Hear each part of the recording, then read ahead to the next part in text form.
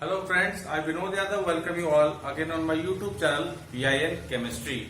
अब देखिए जैसे कि आपने पिछले 3 लेक्चर्स में देखा होगा कि मैंने एक इंग्लिश का लेक्चर अपलोड किया था, वो मेरी वाइफ का था। और इसके अलावा मैंने दो जो लेक्चर अपलोड किए थे वो आपके केमिस्ट्री के चैप्टर से नहीं थे जो मैं कर रहा हूँ। चैप्टर का नाम जैसे कि आप जानते हो, जैसे कि विनोद यादव क्या कंटिन्यू कर रहा था, Vinod Yadav was continue with the chapter known as coordination chemistry. Okay, बीच में मैंने जरूर सॉल्यूशन की 2 डेरिवेशंस आप लोगों के लिए डराइव की थी, जिसमें मैंने आपको क्वालिटेटिव प्रॉपर्टीज की कुछ रिलेशनशिप समझा दी थी। आपको होपफुली आप लोगों को समझ में आ गई होंगी। आज मैं आगे कंटिन्यू कर रहा हूं उसी चैप्टर को जिसको हम लोग कर रहे थे। ठीक है, तो आज का जो मेन टॉपिक रहेगा वो रहेगा बॉन्डिंग इन कोऑर्डिनेशन कंपाउंड्स। अब देखिए, बॉन्डिंग से रिलेटेड 4-5 थ्योरीज दे रखी हैं पूरे कॉम्प्लेक्स कंपाउंड्स के अंदर। उन थ्योरीज में से 3 थ्योरीज हैं जो आपको 10+2 क्लास में पढ़नी होती हैं, और तीनों ही बेहद आसान है। पहली थी इंट्रोडक्टरी वर्नर्स थ्योरी, अगली थी आपकी वैलेंस बॉन्ड थ्योरी आएगी इसके बाद, और लास्ट में आपको आएगी क्रिस्टल फील्ड थ्योरी। ओके, इसके अलावा जो हायर थ्योरीज है लिगेंड फील्ड थ्योरी एटसेट्रा वो आप बड़ी क्लासेस में जाके पढ़ेंगे। ओके, तो देखिए आज मैं डिस्कस करने वाला हूं आपके साथ Werner's theory of coordination compounds. ना पहले तो इंट्रोडक्शन देता हूं, हु आर दिस वर्नर। देखिए, Alfred Werner was a Swiss chemist who in 1892 himself had studied the bonding, or you can better say the coordination compounds in his own lab. And what he did, he just prepared some of the coordination compounds by the reaction between cobalt chloride and ammonia molecules in different stoichiometry ratios. इस चीज को मैं clear कर देता हूं। देखो, ये कुछ कंपाउंड मैंने लिखे हुए जिसने बनाए थे, किसने? अल्फ्रेड वर्नर ने। जैसे पहला कंपाउंड में देखो कोबाल्ट क्लोराइड का 1 मोल है, अमोनिया के 6 मोल है। अगले कंपाउंड में देखो कोबाल्ट क्लोराइड का 1 मोल है, 5 अमोनिया के मोल है, 1 पानी का मोल है। अगले में कोबाल्ट क्लोराइड के 1 मोल है, 5 अमोनिया के मोलिक्यूल के मोल्स है। अगले में कोबाल्ट क्लोराइड, इन दोनों में कोबाल्ट क्लोराइड का 1 मोल है, 4 मोल अमोनिया के मोलिक्यूल्स के हैं। लास्ट वाले में कोबाल्ट क्लोराइड का 1 मोल है और 3 मोल अमोनिया के मॉलिक्यूल्स हैं। Now what he had observed, जब उसने इन्हें कंबाइन करा करके कंपाउंड बनाए तो he was very surprised, he got different compounds having different colours. जो पहले वाला जो फॉर्मूला उसने बताया था COCl3.6NH3, उससे जो कंपाउंड मिला वो येलो कलर का था। अगला जो कंपाउंड मिला रोज कलर का था, उससे अगला कंपाउंड पर्पल कलर का था, उससे अगला कंपाउंड वॉयलेट कलर का था, उससे अगला कंपाउंड ग्रीन कलर का था, और लास्ट जो कंपाउंड उसने डिस्कवर किया था वो ब्लू ग्रीन कलर का था। अब देखिए उसके बाद उसने क्या किया, उसके बाद उसने किया इन कंपाउंड्स का रिएक्शन कराया AgNO3 के साथ। किसके साथ कराया? AgNO3 के साथ। और AgNO3 के साथ रिएक्शन कराने के बाद उसे कुछ प्रेसिपिटेट मिले। और प्रेसिपिटेट किसके थे? प्रेसिपिटेट थे AgCl के। लेकिन ये बात वेरी सरप्राइज कि देखो इन सब में चीज देखो, जो क्लोरीन है सब में 3-3 है, किसी भी मॉलिक्यूल को उठा के देख लीजिए आप। लेकिन AgCl जो मिला, पहले में तो तीनों क्लोराइड निकल गई टू फॉर्म AgCl। देखो मैंने क्या लिखा, मोल्स ऑफ AgCl। पहले कंपाउंड में तीनों के तीनों क्लोराइड निकल गई टू फॉर्म 3 मोल्स AgCl। अगले में भी तीनों निकल गई टू फॉर्म 3 मोल्स AgCl। उससे अगले में सिर्फ 3 क्लोराइड में से 2 निकली हैं टू फॉर्म 2 मोल्स AgCl। इन दोनों में एक निकली है और इसमें एक भी नहीं निकली।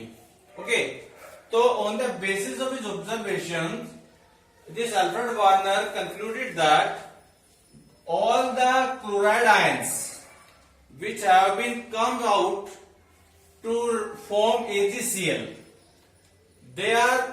though they are associated with cobalt in this formula, but really they are not associated with this cobalt.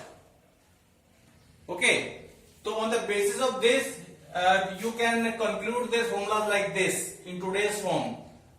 तो देखिए यहाँ पे तीनों क्लोराइड की निकल गई हैं क्लोराइड आयन के फॉर्म में। इसका मतलब ये तो क्लोराइड आयंस हैं, they are not forming coordinate bond with cobalt, rather they are present as ions in ionic form. They are present, while these ammonia molecules are still associated with cobalt.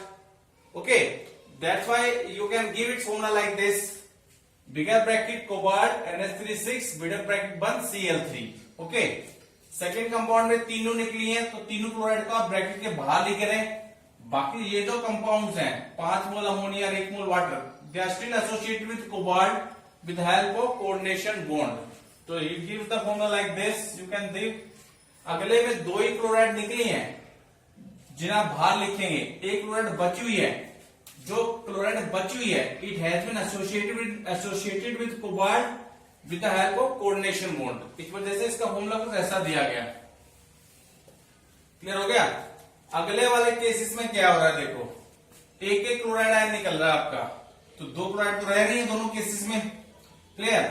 इसलिए formula ये दिया गया, जो chloride निकल गई तो bracket के बाहर लिखना हम लोगों ने, यह आपको सिखा दिया गया पहले की वैसे। ठीक है, और इसमें एक एक क्लोराइड नहीं निकली है, इसलिए सब चीजें अंदर लिखे गए हैं। अब कुछ बच्चों के माइंड में इनको लेकर के कंफ्यूजन हो रही होगी, तो कंफ्यूजन ये है आपके माइंड में कि सेम का फॉर्मूला तो बिल्कुल सेम है, यहां भी और यहां भी, और दोनों दो आयंस भी दे रहे हैं। चलो ये बताऊंगा अभी आयंस, पर कलर अलग अलग कैसे हैं। तो देखिए कलर अलग अलग ऐसे हैं। मैंने आपको एक टॉपिक समझा रखा है, ज्योमेट्रिकल आइसोमेरिज्म, अगर आपने लेक्चर सुना होगा तो। ये दोनों के दोनों जो कंपाउंड्स हैं, इन दोनों के अंदर जो ब्रैकेट के जो एसोसिएटेड जो मॉलिक्यूल्स हैं वो 6 हैं, 6 इसमें। ठीक है, तो ये तो हो सकता है ज्योमेट्रिकल आइसोमर्स हो दोनों, एक सिस होगा एक ट्रांस होगा, और आइसोमर्स ही जब अलग अलग है तो कलर तो अलग अलग आएंगे, आपको सीधी सी बात है। तो क्लियर हो गया होगा? मीन्स यू कैन बेटर से ये क्वेश्चन आ भी सकता है आपको कि इन दोनों कंपाउंड्स का फॉर्मूला सेम है but still they are of different colours. Why? Because this both are geometrical isomers. Okay, one is cis another is trans. Okay, अब इस आखिरी कॉलम पे आइए जरा एक बार। मैंने यहाँ पे लिखा नंबर ऑफ आयंस। तो देखो ये आपको मैं शुरू में बता चुका हूं कि ये जो कंपाउंड जो बनाए हैं अभी आपके सामने यहाँ पे, ये सब आयनिक कंपाउंड्स हैं। क्या है? आयनिक कंपाउंड है। तो जब आयन टूटेगा तो जो बड़े ब्रैकेट वाला जो हिस्सा वो अलग होगा और जो बाहर जो आयन वो अलग हो जाएंगे। तो 3 क्लोराइड आयन निकले थे, रेक ये टोटल हो गए 4, इसलिए यहाँ पे 4 लिखा है। ऐसे यहाँ पे 3 क्लोराइड आयन बाहर है, ये पूरा एक आयन, ये कटायन है, ये अनायन है, इसलिए इसके 4। इसके इसमें बाहर कितने 2 क्लोराइड आयन्स, तो 2 नेगेटिव आयन्स है और एक आपका बड़ा है कॉम्प्लेक्स आयन है, इसलिए 3। इस केस में एक आपका नेगेटिव आयन है क्लोराइड और एक ये मिला के 2, इस केस में भी 2, और यहां ब्रैकेट के बाहर कुछ नहीं है, इस वजह से क्या है 0। क्लियर हो गया?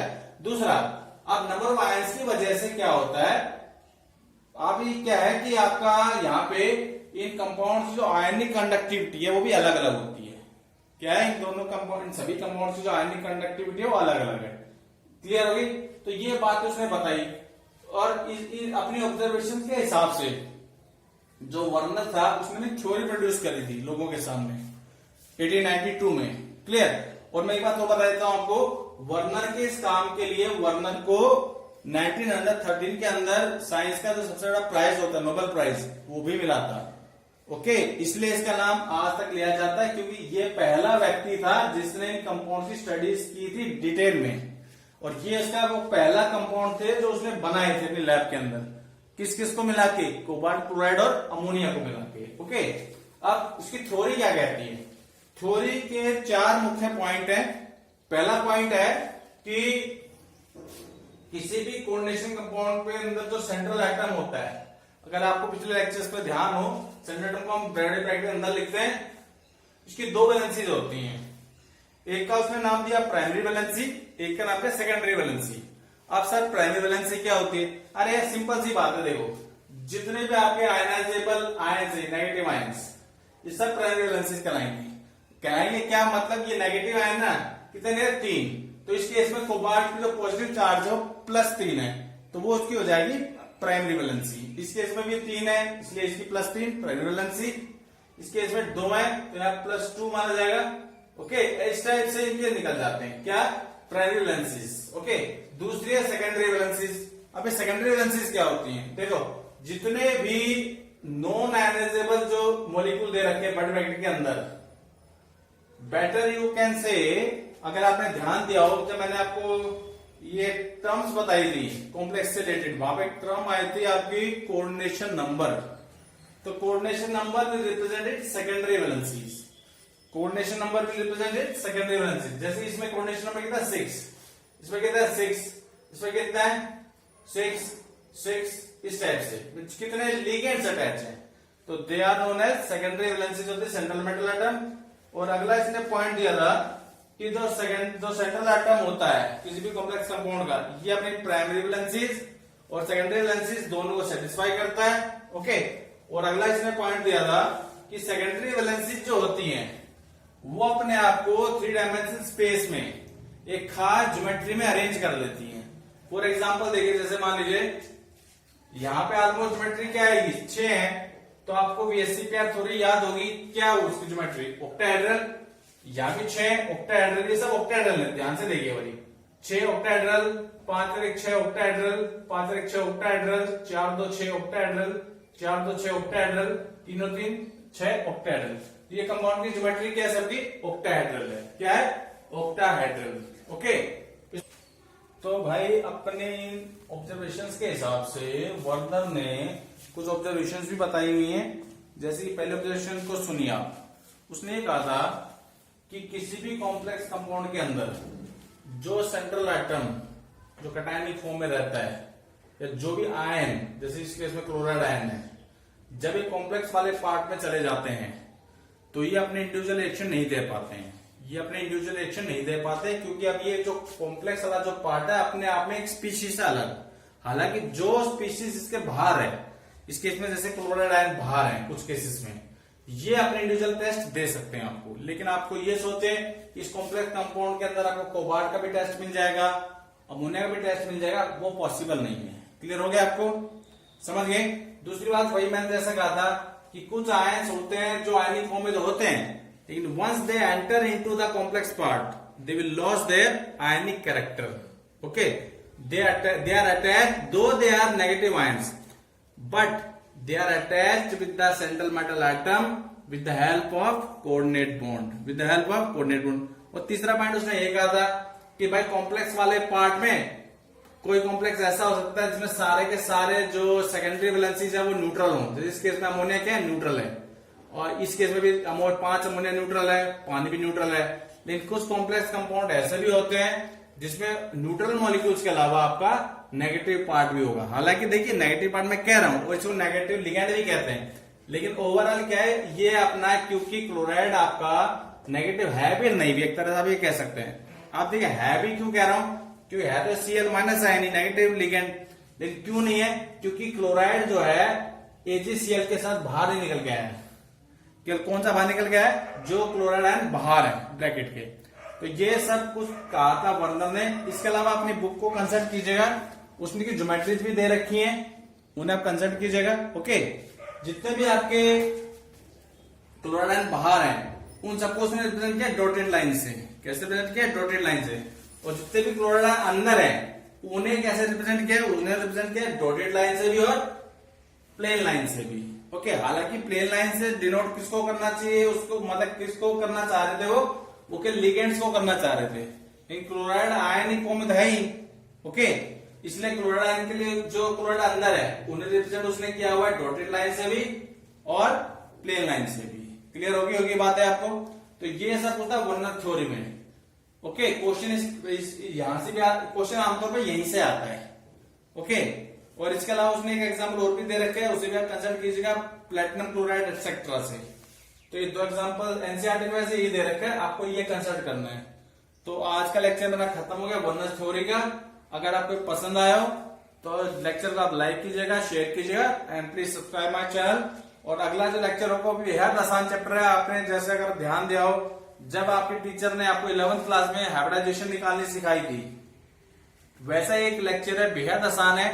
और उस लेक्चर को शायद मैं 2 लेक्चर में कंप्लीट कर पाऊंगा, क्योंकि एक लेक्चर में हो सकता है ना समझना है किसी को, पर 2 लेक्चर में करने के बाद कंक्लूजन हो जाएगा। अब बेहद आसान टॉपिक है, कोई मुश्किल टॉपिक नहीं है। तो अगर आपको लेक्चर पसंद आए, मैं फिर से कह देता हूं, आप please like, share and subscribe my channel. Thank you very much.